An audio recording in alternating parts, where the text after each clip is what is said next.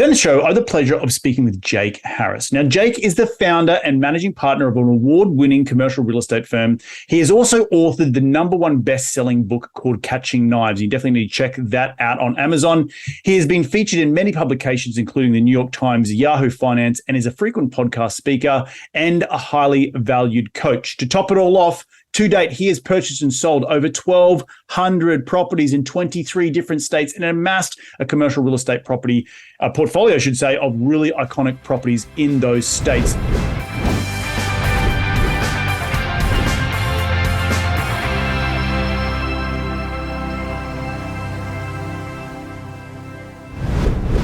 Hey, Jake, welcome to the show. How you doing today, mate? Hey, good day, mate. Just in the green room, tell the listeners where you were back in the day. Well, so it was interesting because I asked you where you're from, and you said Queensland, and I was like, "Oh, I've actually been to Queensland. It was in Townsville," and you're like, "I was born in Townsville," and so I was like, it's actually, I don't know what's the size of that city. How big is it? Oh, I don't even know, 200,000-300,000 people, maybe. I don't know. I wouldn't even guess. I couldn't tell you.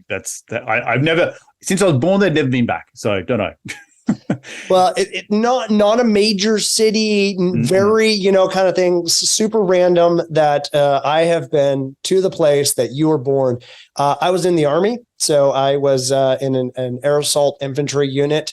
And so we were doing some jungle training with the Australian Army. There's a lot of cool things. We did something called qualify.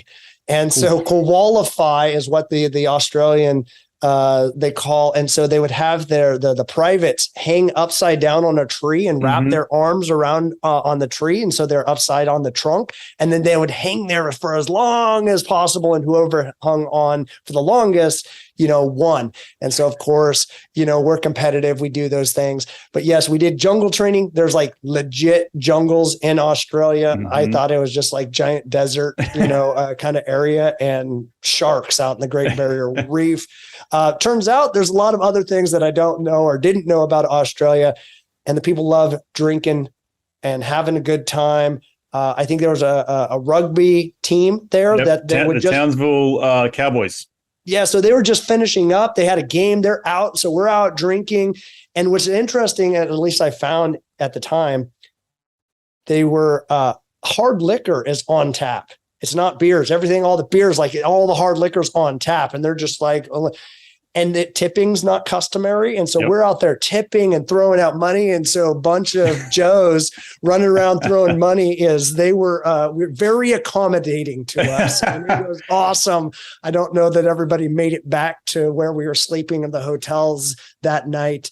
And the women in Australia are quite beautiful as well. Yeah. Well, for those people who don't know where Townsville is, it is, call it northern far north Queensland, and it's a pretty remote little town, and but obviously big army base up there, and be the equivalent of your army bases here that you'd see in the US. So awesome stuff, man. But so before we get into that, let's rewind the clock even further. What did you do making money as a kid, as you growing up? Yeah, so it's interesting that you asked that, because I did, and not too dissimilar to what I do today, is I would buy things at a discount and then sell them at a kind of, retail price. And so back in the day, it was M&Ms. So there was a discount grocery store, grocery outlet. And so they would sell boxes of them. And I think they probably were expired or whatever it was, but I could buy them in a box, and I could buy them for 25 cents. And then I would sell them for $1 at school. And so what I did was I got peanut butter M&Ms, not the peanut, not the plain. And so even some of the other kids at school were selling them to raise money for the cheerleader and the sport teams or whatever. And so I was the only one that sold peanut butter M&Ms. And so, and I don't know, maybe they were new or, whatever it was, but at least I had those, and it was $1, and I was going to the charity of Jake, like there was I wasn't funding any sports teams. I was just funding my, consumption of M&Ms, or other things that I felt fitting. And I remember So I wanted to buy a 13-inch color TV with a remote, and it had a VCR in it.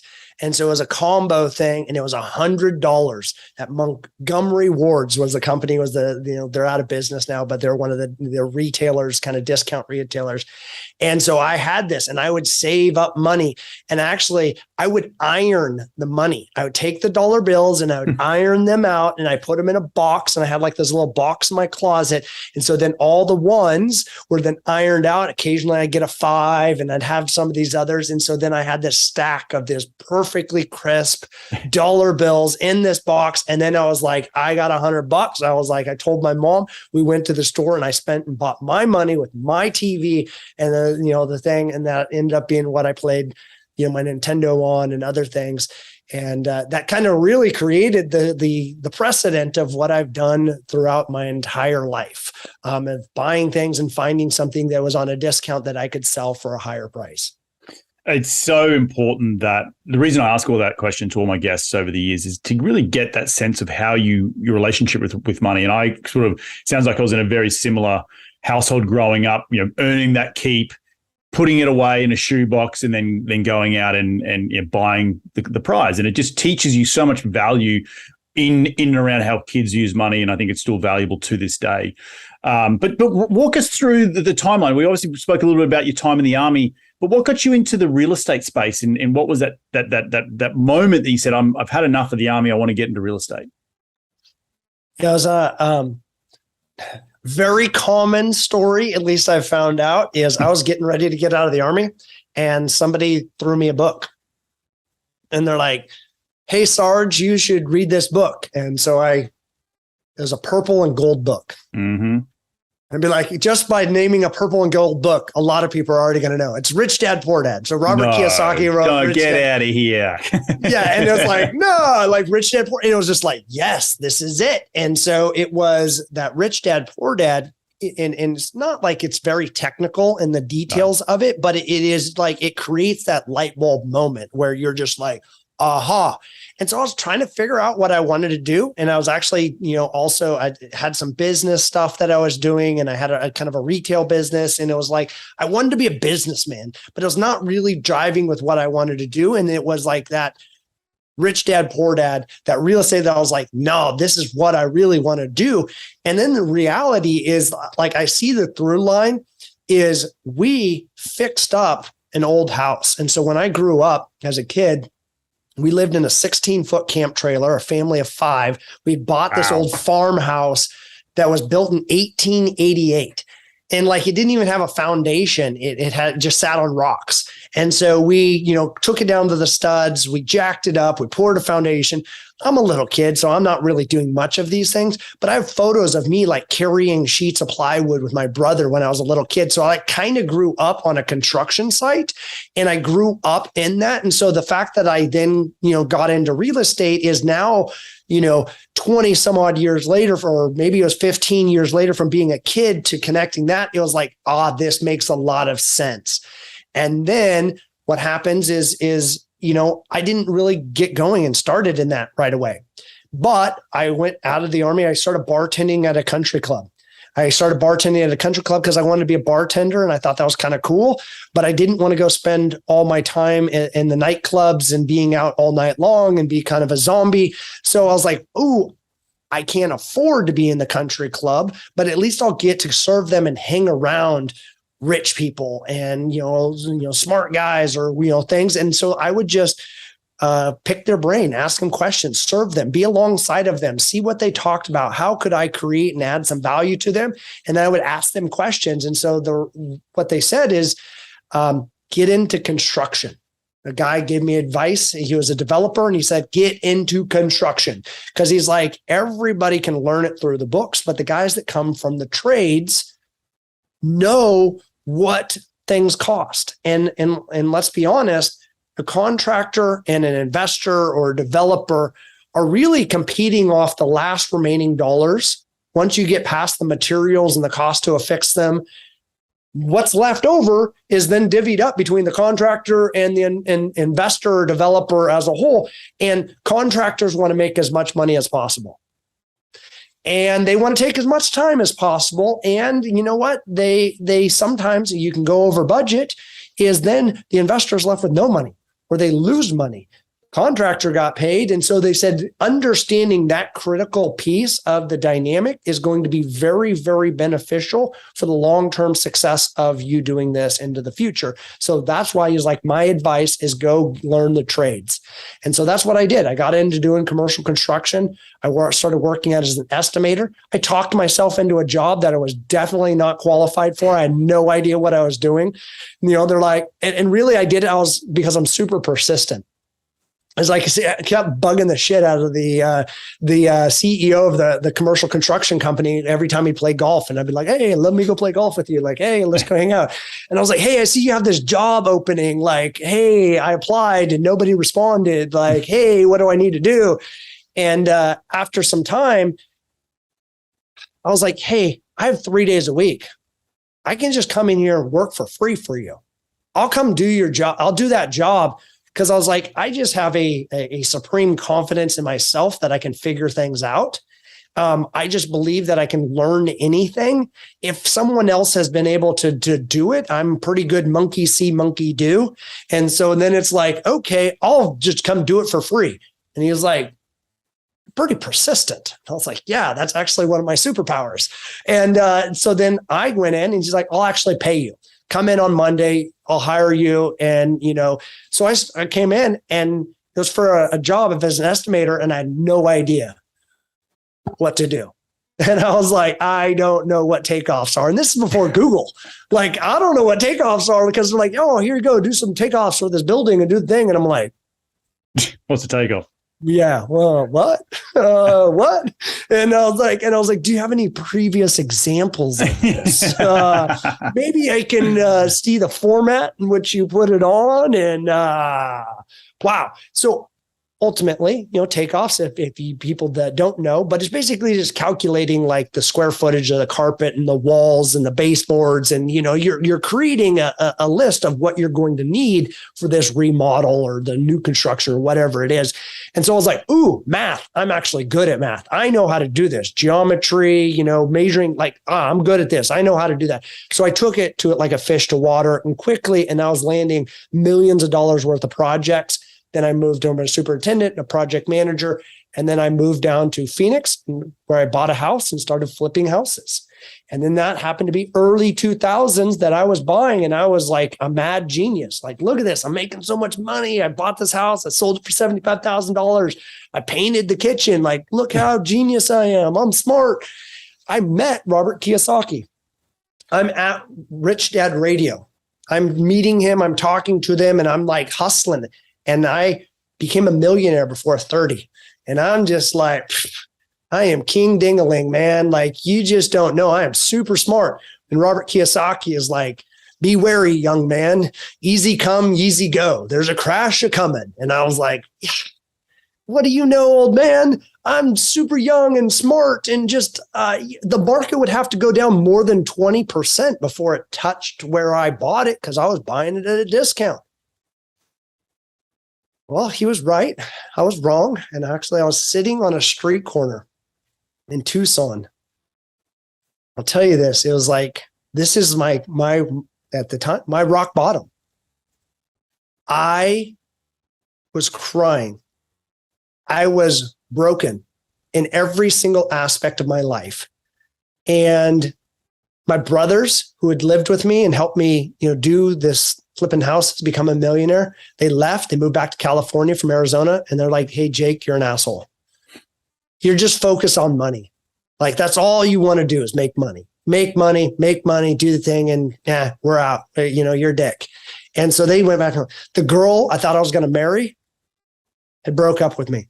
Like, man, this is not working, thing. My health, I was 265 pounds, I was 75 pounds overweight, or, maybe 80 pounds overweight. So like health wise, stress levels. And not only that, the subprime meltdown was happening. And so I was coming out of pocket to every deal and trying to buy out of it and sell off my portfolio and liquidate. And then I ran out of money. And so now, not only that, I had good credit up to that point, but now I have a negative bank account. So they would honor payments out to some of these banks. And so I have a negative bank account. So I can't even use my bank anymore. Like I can't use credit cards. I can't use anything because I have a negative bank account. So I have to work on cash and cash only. I owe hundreds of thousands of dollars more on these properties than I have. So I have no money, negative money, and a negative net worth. The girl I thought I was going to marry broke up with me. My family's all gone. I'm sitting on there. And here's where it even gets worse. I'm doing work on this Adobe house. And I'm cleaning it, mud walls. For the people that don't know, Adobe are mud wall houses, specifically in the Southwest of the United States. And I'm doing construction, just trying to get by, trying to do anything to make a buck, just trying to figure out how am I going to get back, to this week, to next week, to figure things out. The girl that I was, I thought I was going to marry, my first real heartbreak of my life at, 28, 29 years old, broke my heart. She felt bad for me. So she recommended to her new boyfriend that I could be the contractor to fix up the house. And so he's the investor and he doesn't know our previous relationship. And so as I'm working on it, he and her walk through the house, and this is still pretty fresh. And I'm sitting there and I'm fixing up this house and I get to see it and feel this heartbreak and feel this emotion and feel like everything is completely falling all apart. And they leave and they go thing. And I have nobody to even call. I have nobody to sit there. And then I'm sitting out on that street corner and I just cry. And I was like, God, can I be worth no money? Can I start over at zero? Just zero would be awesome. Just have and clean the slate and be at zero. And that would be really awesome if I could be at zero. So that was from being a millionaire before 30 to I want to be worth no money. That is really what started my next phase in my journey of writing that book of Catching Knives. The best time to invest is when there's blood in the streets, even if the blood's your own. Mm-hmm. That's I love it. Blood was my own. I was literally sitting in the street crying about and losing houses, going through foreclosure. And then I came back and I started investing again. And I remade my entire life.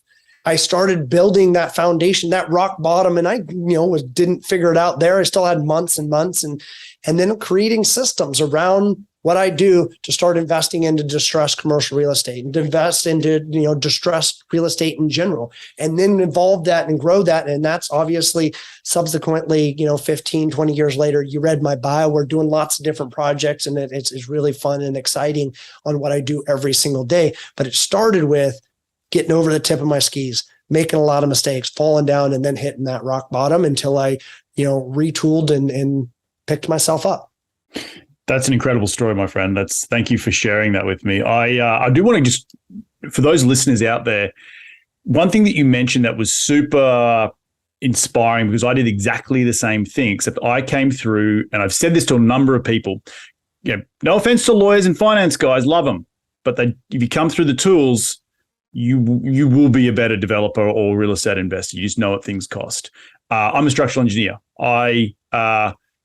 In 2014, when I moved to the US, or just after I moved to LA, I pivoted out of engineering because I still had to stay in this country because I didn't have a green card yet, because I didn't marry my girlfriend yet.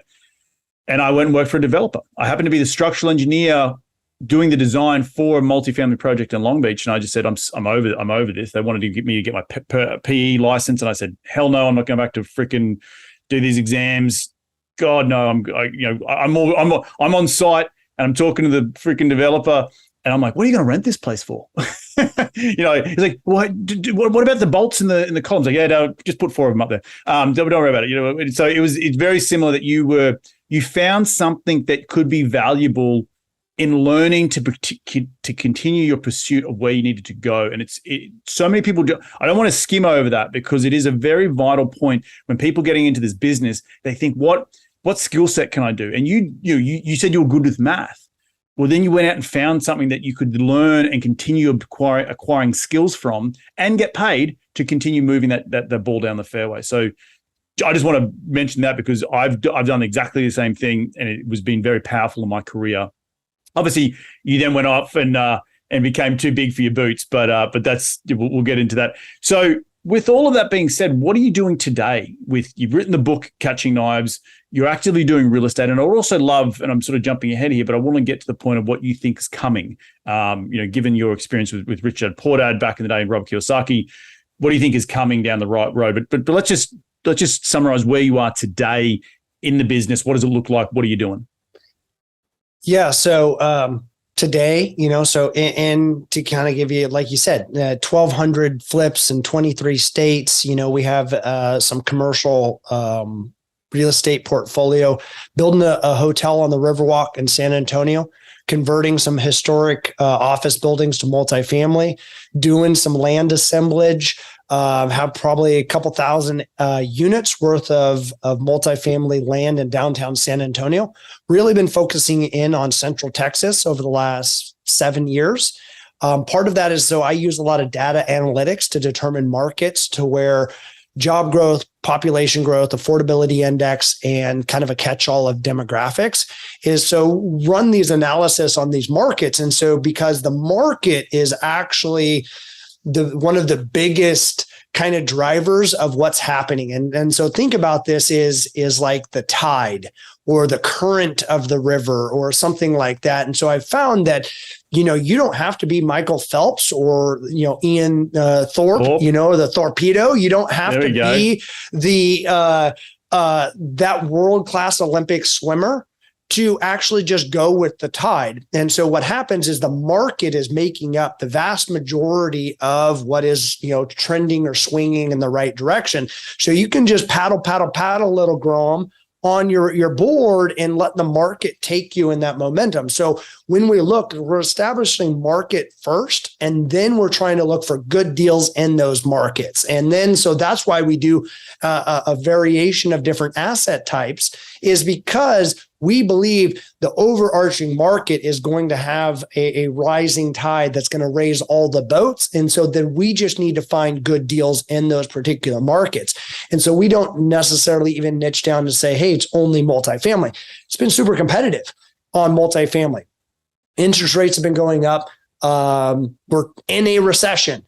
I don't know when this episode is going to air, but I was like, we're in a technical recession. I don't care how the government tries to redefine it. We're in a recession. And so I wrote Catching Knives in 2020. I was like, this is it. It's all crashing down. There's going to be blood in the streets. And then all real estate values tripled. I didn't know that the government was going to go print $20 trillion and raise the asset values on everything. But at some point, some of these things are going to come to roost. And so, meaning that some of these assets are starting to transact. The froth of the market has gone away. Things are being discounted out. And I think we're into a period over the next maybe 6 months, a year, where things are going to kind of come to full fruition. And I think there's going to be some discounts in the market. The whole premise of Catching Knives, and I have to explain the title oftentimes, there's a financial term that says, do not catch falling knives.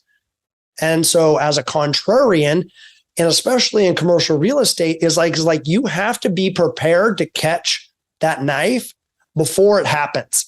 And so what happened, because commercial assets, an office building downtown or on the hotel on the Riverwalk, or wherever your particular market is, maybe only trades hands once a generation. Mm. And so what happens is that works really well when you're buying Tesla stock. You can just wait until the market falls and collapse all the way to the bottom, and then you pick it up and you can buy whenever you want. But when commercial real estate, it has scarcity to it. All you need is one other buyer to go buy it from you, and it's no longer available to you. Mm-hmm. So it's not a commodity. And so then really when you're looking at it, something specific to that, you have to prepare ahead of time. And then you have to have a business plan. And then you have to have an exit strategy. It doesn't matter if the value goes from $10 million down to $7 million. But if your plan is to exit, to add value to it and then sell it for 20, or you're going to do some forced appreciation, or you're going to change the use, or you're going to do some other things that are going to drive some value to it, you're not looking at it, what is its today value? You're looking at it, what's the future value? And then you're going to execute your plan. And part of what the book talks about too is developing your systems, developing your team, developing the things that you need to put in place before that distress ever even happens. And I go, and that's not too dissimilar to everything in business. It's not only about distress. You can do this in a rising market. And so what the reality is just you have to be more dialed in a distressed environment so that you know what you're getting yourself into. But obviously where people get little alligator arms is when the markets pull back, they get scared. And then that's where you can make your true wealth. And so that's why I was like, that's where the wealthy make their money, is when the market is doing. Warren Buffett says it's like most people sell when they should be buying and they buy when they should be selling. And like they do the opposite of what is smart as investors. And so that's why I kind of take a contrarian approach to everything that I'm looking at, is like, you need to be preparing for these downturns and getting your team and getting your house in order so that you can execute your business plan when the time is right. I completely agree with you, but I also will say you can't always plan for, because you'll sit on the sideline for too long. Like so many people thought 2013, although people are buying in 2012 and they're going to have this short-term rate and it's going to go 2015, 16, it's going to be a crash. That's where it's going to be. And then it's going to be, well, it's going to be 17, 18. Now it's going to be 20. Like you can't always, you have to be active in every market, I think, is also probably what I want to, come back at you at, because you as an investor, you can make money in every cycle. You just got to know how to make money and what's your basis and what things cost and all that sort of stuff. So you mentioned earlier the froth has come off the market. We did go up a lot, like massive values. I own in San Antonio. I bought things at 60, 70K a door. I'm now, trading at 140, 150 a door. I wouldn't buy it at 150 a door, but do you think we're coming back down to 80K a door, or do you think you're still staying up at that sort of, the new 80K door is 120 or 130? Yeah. So I agree 100%. I love Howard Marks, Mastering Market Cycles is a book. I'm a professional investor.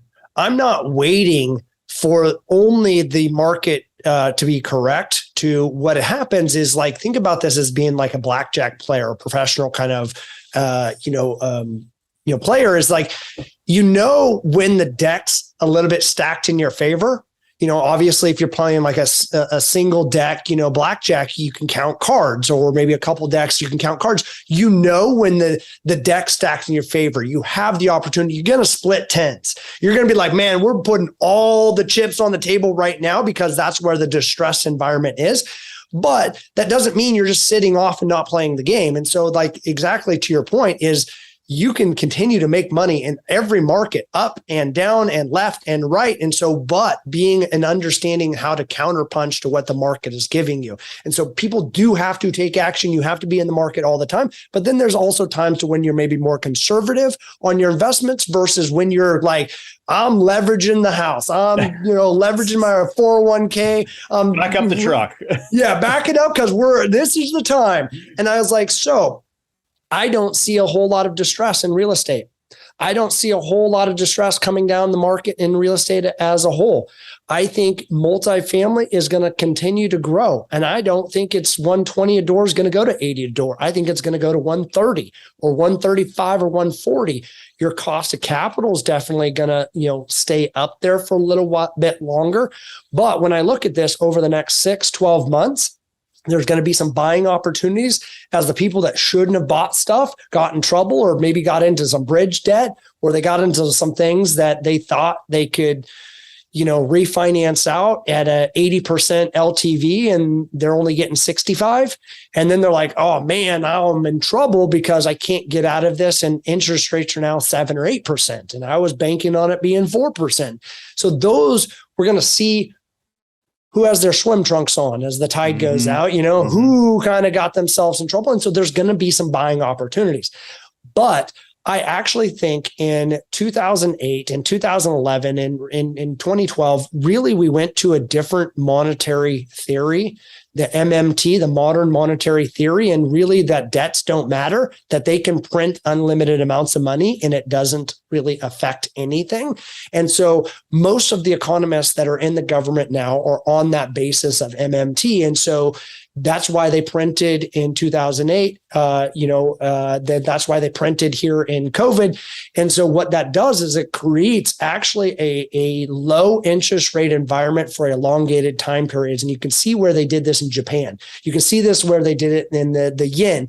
And so I believe some of the inflationary pressures have been because of supply chain issues and the East versus the West challenges that are now starting to pop their head up. And I think that's going to continue as the East versus West and supply chain. I think a lot of manufacturing is going to be repatriated. I think there's going to be a lot of things that are coming to North America, and North and South America are going to become a lot friendlier to as trade partners as geopolitical things start balancing out. So when that happens, and what I say is, I think interest rates are going to come back down, and in 18 months from now, they're going to be lower, and that's going to continue to drive values up. And so if you can buy cash flowing assets and hold forever, do that. It'll make its time. Inflation drives it up and down and really almost always up. And so if you can buy something that is cash flowing, do that and hold forever. And that's the big thing is the next evolution as I flipped a bunch of houses. I made money for Blackstone and Invitation Homes and the family office I worked for and all these things. But at the end of the day, I didn't own a lot of real estate. We made money, but I was like, man, we paid a lot of taxes. We did a lot of these things like this sucks. So now it's about holding those assets and creating passive wealth. And we actually talk about this, like you need to stop trading time for money. Most people get really good at moving up the hedonic treadmill of life, of Maslow's hierarchy of needs, of like, hey, I'm paying the light bills. Now I'm doing a little bit of other things. Now I have this making $200,000, $300,000. I'm making $1 million a year. And so a lot of people that reach out to me is like, they're a doctor making $1 million a year, but then they want to go now be a real estate investor. That's it. I'm going to quit my job. I'm going to go be a real estate investor. And I was like, that's just trading one job for another job. And actually, you want to make $1 million? Okay, do you have $10 million liquid to invest into real estate? Because let's say 10% is the average kind of return that you can make off of capital. Do you have $10 million? And they go, no. I'd be like, okay, so you're going to take $1 million income job and you're going to go be a real estate investor and you're going to go make $100,000 or $200,000 a year. If you can live off of $100,000 or $200,000 a year budget, just live off of that $100,000 or $200,000 a year budget and go invest $800,000 a year into real estate as a passive investor until you start building your passive wealth machine, until you start building that investment that is not trading time for money, but your money is getting a compounding interest upon itself, is that's really how you unlock the next levels of what you need to do. And then your investments, your portfolio is generating enough cash flow that it supports your lifestyle. And those are the things where I was like, people need to stop trading time for money, because then it's going to unlock your ability to live a life of freedom and purpose and legacy. With that being said, have you reached that point in your life? Because the people I interview on this show are all type A, high achievers, really going after it. And you preach that, but how are you practicing that in your life today? So yes. And I want to say that you have already explained to us that some of your other pillars in life, and I'll just add this to the context, business pillar is always something that I see so many people focusing on. I was guilty of it, that I only focused on. You've got to have health and you've got to have what I call love or spirituality or religion, whatever you want to call it. But there's something else there that props you up, because if you just have the business and it goes away like you did on the street, where are you going? It's down. So how are you spreading that out so you don't replicate the same issues you had 25 years ago? 100%. And to the punchline to that story is that money was the least important of all of those. Mm-hmm. Money's fake. I think the government just proved that to everybody, that money's fake. Money does, forget me. It's going to be $1 million to buy a Big Mac pretty soon. It's a tool. Yeah, for you. Exactly. It's a storage of energy. And so exactly to that point is I don't have to work. I can sit back and not work. But I was like, I also found out that I'm the worst version of myself if I'm not pushing and achieving towards something. I have to be growing. I have to face challenges and I have to create those environments. And so I work because I enjoy it. And I work because I'm challenging myself to do in the next level. And so every single year I'm trying to better myself to next year, to next year, to next year. I'm compounding my growth, my mindset. And so, but I carve out time. I'm now married. I have 3 kids. We go on an international trip every year. My daughter, I don't know when this airs, but she just turned 1 year old. We have a big party that's happening. We do family board meetings. So each one of my kids get a quarterly meeting. It's their day. They get to pick out that particular day. And so here's one of the most interesting statistics that scared the crap out of me.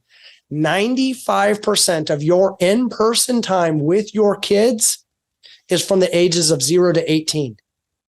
The remaining 5% of time is spread out over the remainder of your life.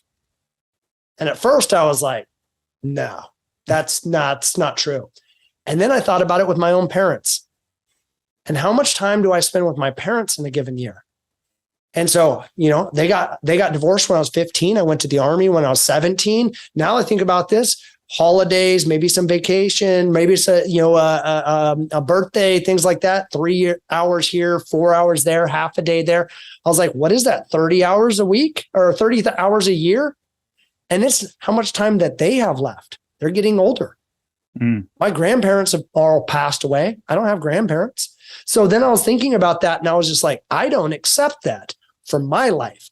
I am not accepting my life to be a statistic or to be average like anyone else. So I'm going to start architecting and creating my life on purpose. I'm going to create my activities. I work out every single day, almost every single day for 3 years now. Coming up in another month, it'll be 3 years. So I work out. I do blood tracking. Every quarter I have blood drawn on me. I go through and I had So David Sinclair wrote a book, Lifespan. So I'm starting to put regimen. I was like, I'm going to live another 100 years with an option to renew. And so I'm going to do that. And I'm going to start living my life like I'm going to live another 100 years. I'm going to start architecting my health around that, where I work out, what I eat, what I consume, how many hours I sleep. I'm going to do that with my relationship with my wife. And I spend those times with her and create an impact to her. And then I'm also going to start developing my purpose. And because the reality is that all of us are trying to unlock and discover what our own purpose is. And so we don't actually need money to live our life of purpose. And then when you live your purpose in the service of others is when you unlock true happiness. And so I'm going to say that again. I was like, the reason that God put you on this earth, or if you think of the universe or spiritual thing, was because you have some unique talent that you are special at that nobody else has. And then when you start using that unique purpose and talent in the service of others, you have unlimited happiness. And it has nothing to do with money. Wow. It has nothing to do with that. We get on this hedonic treadmill of life that think that we got to make more money, make more money, make more money. And then at some time in the future, and that's why so many people that have achieved levels of success in their life that has been pursuing and chasing money, that then they're unhappy and unfulfilled.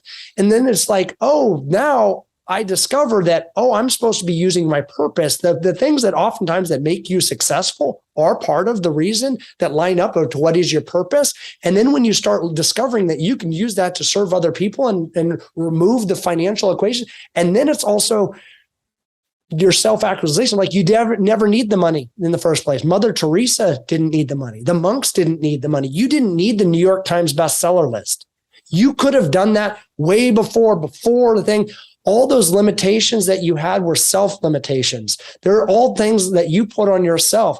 You could do that. You could have done that years ago. You just didn't give yourself permission to.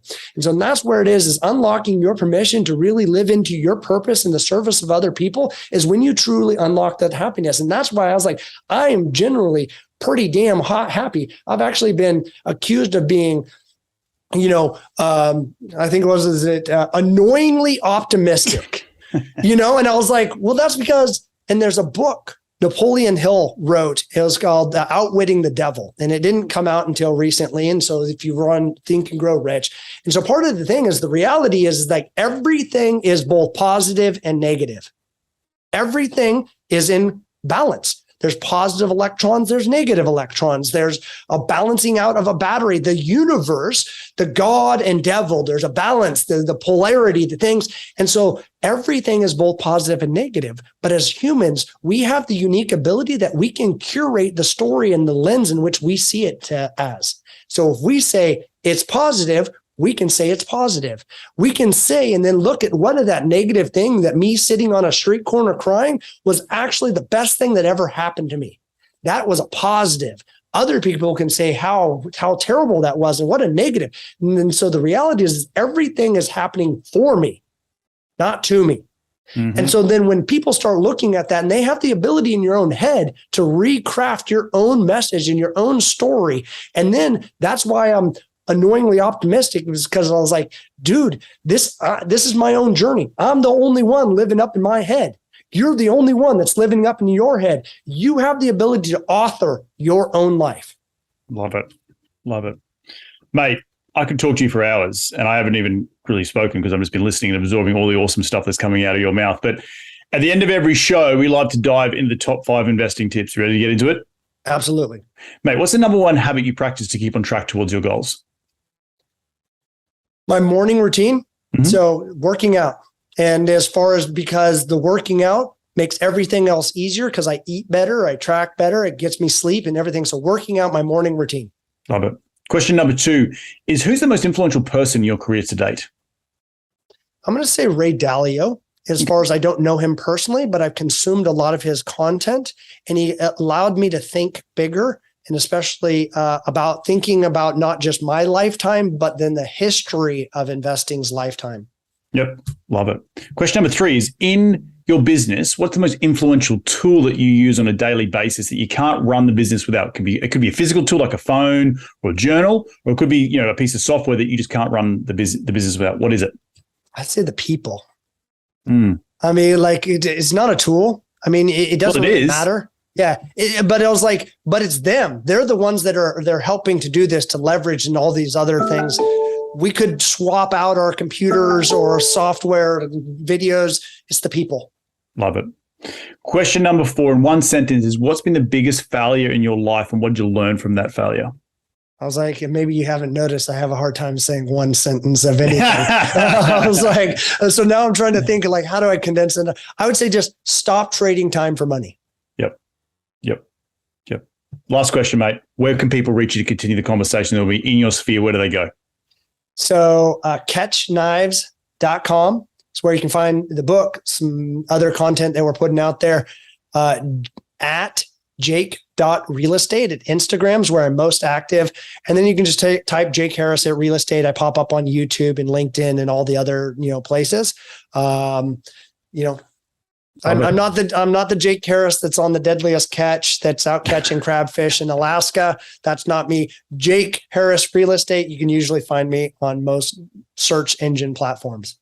Awesome stuff, mate. Well, look, I want to thank you so much for jumping on the show today. I just want to repeat some of the things I took away from today's show. I think obviously your story about going to Australia and hanging upside down like a koala in a tree was pretty freaking awesome. But then being vulnerable with us and taking us through the journey of the early stages and how you grew really quickly and hit rock bottom, but realized you hit rock bottom, and that helped you reset your life into what you built today.